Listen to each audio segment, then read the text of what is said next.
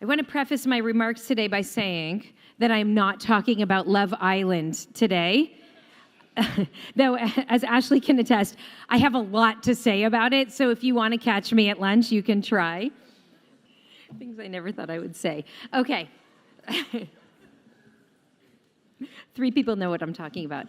I don't watch Love Island. I read 2 articles about it, so I'm filled with a fire of needing to talk about this. Okay.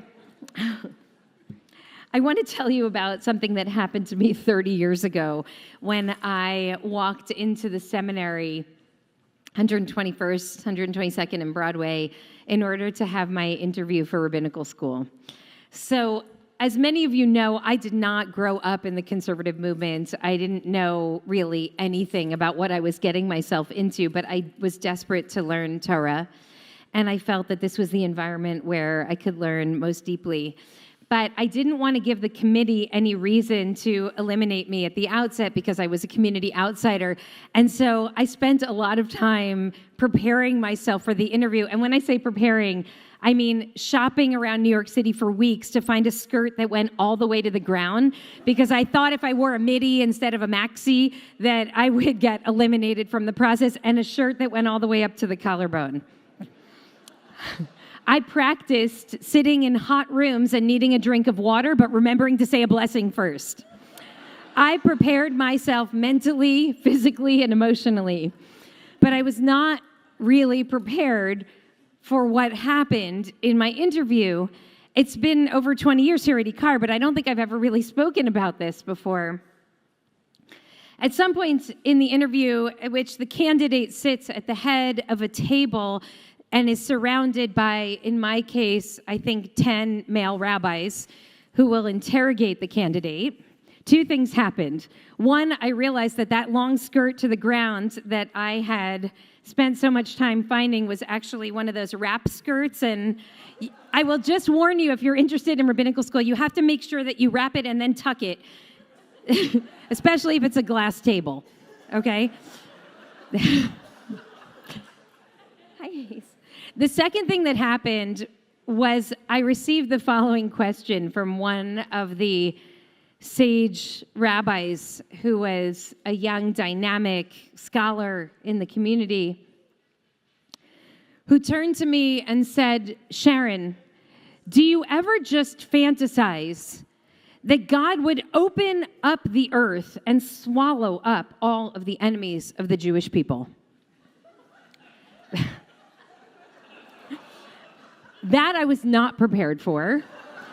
And for a moment, I thought, I wonder if it's too late to apply to law school. And what will I tell my parents, that I couldn't get into rabbinical school because I failed the interview process? And I took a deep breath and realized that if they didn't take me, they wouldn't take me, but I had to be honest. And so I turned to the person who asked the question and said, "No, Rabbi, I have never just fantasized that the world would open up and swallow all of the enemies of the Jewish people." Anyway, that happened literally 30 years ago. And there's so much in our lives that we forget, right? I don't remember much else from that interview, but I remember that.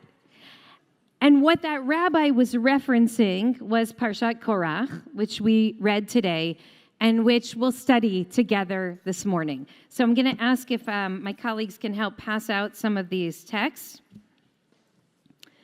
And I'm going to set the scene for you.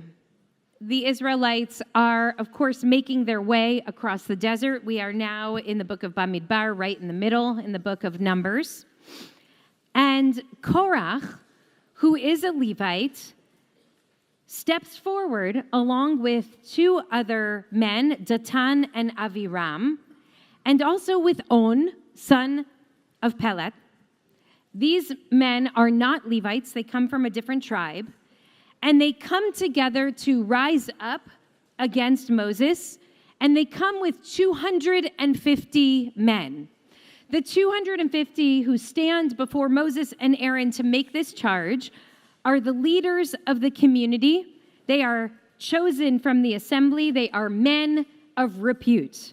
So this is a mutiny, so to speak, that comes from the inside and from the core leadership.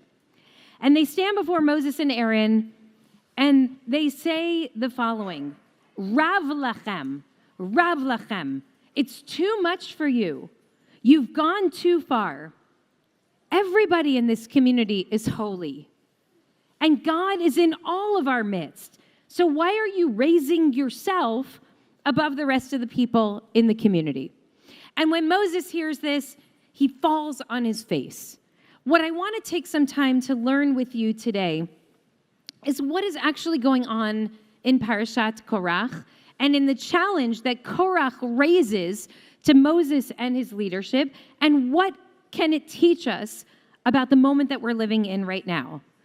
Now, later on from Rabbi Gottlieb, you might hear a defense of the actions taken against Korach by God and Moses. Today, I want to suggest that these were not entirely pure motives, perhaps. One of the things that's most galling about the challenge that these men bring before Moses and Aaron is line 13 in chapter 16. It's not enough that you brought us up from a land flowing with milk and honey for us to die in the wilderness. What is the land they're referring to? They're calling Egypt Eretz Zavat Chalav Udvash. The way that we refer to the promised land, the destination, they are calling the place of our humiliation, enslavement, and heartache, and that is galling. Is that worthy of the punishment they receive? That's something for us to discuss today. Because in some other very obvious ways, the challenge that Korach and these men bring actually seems to align with many of the teachings of our tradition that we've already encountered. Like, take a look at Leviticus chapter 19, verse 2. Daber el kol adat bnei Yisrael v'amarta lehem kedoshim tihiyu ki kadosh ani Adonai Elohechem. Say this to everybody. You're all holy because I, God, am holy. It's hard to hear Korach's challenge and not also hear the echo of chapter 19, verse 2. And then look at Exodus chapter 19, verse 6. You should be to me mamlechet kohanim, the goy kadosh. You should be a whole nation of priests. Everybody should have access. Everybody in this tradition should have power.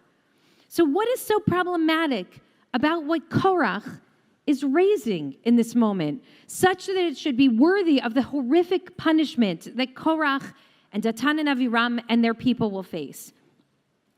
Perhaps the most subversive of the midrashim, of the rabbinic interpretations of Korach, is from Midrash Tehillim. I will tell you that most of the midrashim, most of our rabbinic tradition will argue all kinds of justifications for Korach to receive the punishment that he did. We have to make the text make sense. We have to believe that we are living amidst a just God who would not punish an innocent person. But there's a very subversive read that is offered in Midrash Tehillim that forces us to ask different questions. So I'm going to take us through it, and then I'm going to give us 2 minutes to talk to each other and figure out what the heck you think is going on here. So first, we learn that in the company of the scorners there was Korach, who mocked Moses and Aaron. But what did he do? He gathered everyone together, and then he began to speak disparagingly to them. And he says the following: there was once a widow in my neighborhood with 2 orphaned daughters, and that widow had but one field. When she went out to plow the field, Moses said to her, quoting Deuteronomy, which of course hasn't happened yet because we're in Numbers, quoting Deuteronomy, "You can't plow with an ox and a donkey together." So that widow goes to sow. And Moses says to her, "Your field can't be sown with 2 different kinds of seed." So she goes to reap. And Moses says to her, "You have to leave the stalks for the poor and for the stranger." So then she goes to the threshing floor. And he says to her, "You have to give tithes for the truma and tithes and first tithes and second tithes." Every single thing that this woman, an objectively vulnerable person in the ancient world because she's a widow and she has 2 orphan daughters, called orphans because they have no father. Everything she tries to do is restricted and restrained and contained by the legal system that Moses himself is sharing with the people. But this woman is a tzaddikah. She is a righteous person. So she accepts the ruling and she complies. So what does she do? She realizes, I can't survive if I can't work my field. So she sells her field and instead she buys 2 lambs. She decides that she'll be able to clothe herself and her girls with the fleece, and she'll be able to enjoy their fruits, meaning whatever she can sell, she'll get the benefit of it, and they'll be able to live that way. That's a very good idea, except when Aaron's firstborn son is born, Aaron comes to her and says, give me your firstborn. Quoting Deuteronomy, every firstborn that is born belongs to God. And so this righteous woman has to give over one of her 2 lambs, her only earthly possession, to Aaron. And then when it comes time to shear the lamb that's left, he says to her, now you give me the foreleg, the cheek, and the stomach, meaning you have to slaughter your 1 remaining lamb and give me, the head priest, you have to give me the benefit of that meat. And she says, even though I slaughtered them, I did not escape your hand. Aaron takes the portions of this animal and goes on his way. Are you following what's happening here? She starts to cry, and so do her daughters, and she leaves before the presence of Moses and Aaron. Concludes Korach, such is the way of these men who taunt other people and hang their claims on the Holy Blessed One. Meaning, what are they doing? They're actually stealing from the people, especially the most vulnerable, and they're claiming to do so in the name of God. They've done so much harm, and yet they continue to do so in God's name. Some rabbi, somewhere in the Middle Ages, read the story of Korach and understood, as I do and you do, that almost every other rabbi that read this story thought that Korach was downright evil, looked at the text and said, I just don't see the evil here. It seems like this is a person who's doing just what we've been told we're supposed to do, and crafts the most imaginative, sensitive, empathic midrash in order to tell a story about a person who has almost nothing, and then Moses takes a little of what's left and Aaron finishes off the job. How does that change your perception of Korach? What I want to ask you to do is just take a moment and turn to somebody who's seated near you and answer the question of what is the author of this midrash trying to do? So take a moment, introduce yourselves. You're not going to have too much time, but turn to one another, please. I'm going to bring everyone back together. Okay. I would love to hear maybe 2 or 3 ideas of what emerged. Welcome back, friends. It's so great. It's so great to hear the sounds of many people studying Torah together. And you can take this with you, and hopefully you'll keep studying at lunch and later. A couple of ideas. Why did the author of this midrash offer us this midrash? What did we learn? Okay. So far, when Moses falls on his face before responding to Korach, why is he falling on his face? Okay. Thank you, Wendy. So I think I can capture this idea that Moshe, when he's challenged by Korach, falls on his face, which gives him a moment before reacting, instead to think and process and grow in kind of intention around what his response is going to be, whereas Korach acts very impulsively and kind of jumps into this, like from 0 to mutiny in one breath. Okay, maybe 1 or 2 more ideas quickly. Does anyone have a... And I'm just going to ask you, if you can, say it in a short version. Okay, I have to go with Peter's suggestion. Peter said in the name of Alana that this is so classically rabbinic, that this is kind of a great example of rabbinic thinking, because it's not what they're actually saying is there's more to the story than what appears in the letters that are on the text, that it's our responsibility to fill in the blanks, but even more so that sometimes explicit laws could have unintended consequences, and it's part of the responsibility of rabbinic leadership to be mindful to those unintended consequences. And in a way, Korach is holding Moshe and Aaron responsible for what it means to really be a leader. It's not just about passing on the rules. It's actually about seeing the impact, and that's very rabbinic. Thank you both. Okay, I'm going to take one more. Yes. Great. Okay, so this is John. Yes?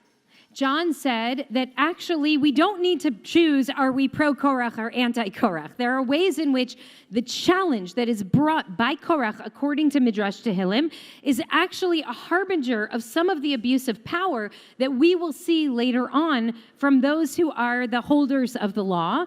And at the same time, we can look at the way that Korach raised his challenge and recognize that it's problematic, that the way that he approached this is wrong. Am I getting you right? Okay. I know there are many other comments here, so forgive me. Please talk to each other and to me at lunch about this, but we have to go on. So regardless of whether you hold the view that Korach was the embodiment of greed and wickedness and evil, or that Korach was trying to bravely raise legitimate concerns about the well-being of the most vulnerable people in the population who were being harmed by the religious authorities themselves, look at what happens in source number 6, chapter 16, verse 31 to 33. They barely stopped speaking when all of a sudden the ground underneath them bursts asunder, the earth opens its mouth, swallows them up with their household and all of Korach's people and all of their possessions, and they go down into the belly of the earth. And by the way, the Midrash says that there's a certain part of the desert where if you walk over it, you can hear the voices of the descendants of Korach saying, "We were wrong. Moshe was right," generations later. Okay. Forget the fact that maybe Korach was raising some legitimate concerns on behalf of the vulnerable. Forget the possibility that Korach may have been embodying the rules and obligations set forward in both Leviticus and Exodus, that we are called to be holy, every one of us, that we are to be mamlechet kohanim, every one of us. Okay, so what went wrong here? Why did Moshe and God, frankly, not have the ability to look at Korach's challenge and say, wait a minute, as John did? I don't like the way you're approaching me, but there might be some legitimacy to what you're saying. Let me actually explore that. Why do we move from a challenge to the earth splitting and the enemies being swept up into the belly of the earth? And I want to suggest that there are 3 reasons why. One of them is because Moshe is completely traumatized. Because if you recall what just happened to the people before this moment in the desert, they were just told that they were all going to die and not make it to the promised land. So he is angry, he is uncertain about the future, and I think he's hurt. And I would argue that Moses, as you can read in source number 7, that Moses is acting now from a broken heart. And when our hearts are broken, we are more reactive than responsive. When we feel like our world has shattered, we are less empathic, we are less understanding, we are less imaginative. And it's not just us, it's also Moshe. Number 2, Moshe has a history with these guys. And I want to thank Rabbi Deborah Silver here, who's my chavruta in studying and putting this together today. Moshe has a history with these guys. If you look back at sources 8 and 9, what you'll see is that when Moshe went out from the palace, when he was back in Egypt, and first he saw an Egyptian man who was harming an Israelite man, and he struck down the Egyptian man. The next day he went out and he saw 2 Israelites fighting, if you recall. One of them says, "What are you going to do? You're going to kill me like you killed the Egyptian guy yesterday?" According to Rashi, according to the Gemara, according to the Midrash, that guy who raises that challenge is Datan. The same guy who a couple years later, is now challenging Moses' authority.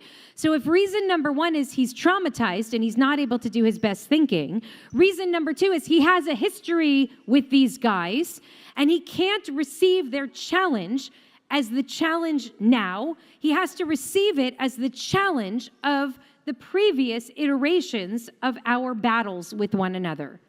And I would suggest that the reason number three why Moshe and God both went to the reactive place instead of to the responsive place here has to do with the following. Adonai ish milchama, Adonai shemo, markeva paro v'chelo, yarav vayam umivchar, shalishav tuve'u v'yam suf. Their history, their story taught them that the way that we survive is we eradicate the enemy. Pharaoh and his chariots go into the sea, and they are drowned in the sea. They do not survive. Moses learns the lesson that the way that you navigate challenge is by obliterating your enemies.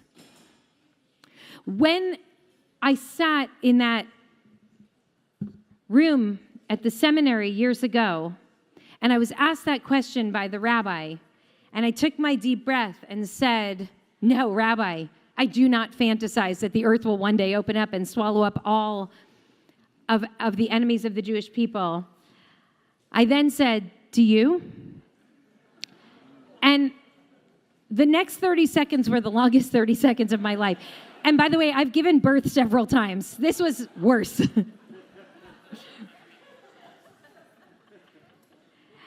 After 30 seconds, he started to laugh and he said, No, of course not. Now, at the time, I read that to mean that he was testing me. He was trying to see if I would stand up for what I believe in or if I would cave. He was trying to understand the contours of my theology. Over the course of the years, I've followed this guy. I don't know. I think he was testing out his own theology. And he was wondering if it was okay to fantasize that the earth would open up and one day swallow up the enemies of the Jewish people. And I said no, but I was just some aspiring rabbinical student. And I have seen over these decades how many, many people have actually taken very seriously that dark fantasy. Here's how Amos Oz wrote about it. As the questions grow harder and more complicated, people yearn for simpler answers, one-sentence answers, answers that point unhesitatingly to a culprit who can be blamed for all of our suffering, answers that promise that if we only eradicate the villains, all of our troubles will vanish. I don't know if that sounds resonant for you, but it definitely does for me. The problem is, eradicating the enemy does not actually take our pain away, as we see in our story, because only a couple of verses after the earth opens up and swallows the 250 men, the enemies of our leadership, what happens? There's a mutiny again, and the people rise up, and they go to Moses and Aaron, and they say, "What have you done? What have you done? You just killed the leadership of the people. You just killed 250 chieftains and judges and leaders. The community gathered against Moses and Aaron. And in order to stop them from that mutiny, there has to be another miraculous obliteration. And this time, a plague comes and kills 14,700 more of our people, considered in that moment enemies of our people." Do you see what I'm saying? That the dark fantasy that all of our troubles will magically disappear if we can only obliterate our enemy is a dangerous folly. And I say this now with incredible gratitude that the war of the last 2 weeks ended, that my family was able to step out for the first time in 12 days from their bomb shelter and take their little kids to the park. I say this with immense gratitude to the people who actually made it possible for that to end. But we are living in a time right now in which the leaders of our country, of our people, and world leaders are increasingly using the language of obliteration. We have totally obliterated them, he said. The Prime Minister of the State of Israel, many times, it is 1938 and Iran is Germany. The Jewish people will not allow a second Holocaust. A government minister in Israel vows to wipe Hamas off the face of the earth. The Prime Minister vows to open the gates of hell. Here's the problem with the fantasies of obliteration. It almost never happens that only one team holds those fantasies, because we, in fact, become mirror image of each other. And so you hear the leaders of the Islamic Republic saying, Iran has encircled Israel on all sides. Nothing will be left. Abolish the infidel Zionists. Abolish the enemies of humanity. May they be condemned to eternal humiliation and subordination to Muslims. You hear the supreme leader describing Israel as a malignant, cancerous tumor. And lest you wonder what one must do to a malignant, cancerous tumor, he goes on to say it must be removed and eradicated. We are in a battle now of words that hint at a dark fantasy that somehow the enemies of our people will be swept into the belly of the earth and be no more. Even though the text itself tells us that that is not what actually happens. There is no fantasy fulfillment here. It doesn't end that way. We have to do better than that. So what can we do? This is what Amos Oz says.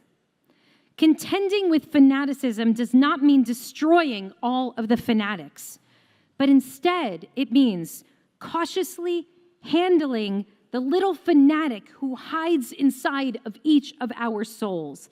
It means ridiculing our own convictions, being curious, trying to peek at the reality viewed from that window. I am not preaching complete moral relativism, he writes. Certainly not. I am trying to enhance our ability to imagine each other on the most everyday level, just to imagine each other. Now, a few chapters from now, we are going to read about another challenge that is brought forward to Moshe and Aharon, a challenge that itself could have again undermined their leadership. This time, it comes not from 3 or 4 angry men, but it comes from 5 angry women. They are unhappy, and they have a reason to be. They have been disinherited because the law discriminates against them. And they bring a challenge before Moses and Aaron. And this time, instead of praying to God for their elimination, obliteration, Moses listens. And Moses brings their argument to God and comes back and says that they are right. Moses engages in a wild act of imagination here. What would it feel like, he asks himself, if I were you and my father died but with no sons, only with daughters, and we were wise and righteous and humble and compassionate, but it didn't matter because the law refused to see us. All of a sudden, Moses imagines that widow and those orphans that the Midrash speaks about. And when he does, he realizes that he needs to think more expansively about what lies before him. And in that text itself, there is a hint from the daughters of Zelophehad, don't you dare treat us the way that you treated Korach. There is absolutely no reason for them to have to bring Korach's name into their claim against Moshe. But they whisper it to him, saying, don't do this mistake again, because this will be endless pain and endless suffering. There is another way. I do not fantasize that the earth will split open and swallow up all of the enemies of the Jewish people. My fantasy is that we, with all of our trauma and brokenheartedness, with all of our history, that we, with all of our understanding about how survival works, will learn how to imagine the other differently. And I pray that when we do, just as fantasies of obliteration are born out of reaction to fantasies of obliteration, that also fantasies of peace can mirror fantasies of peace. That when we have the courage to imagine the other, that the other too will find the courage to imagine us. And that on this Shabbat, at the end of one war and in the midst of another, is my deepest prayer.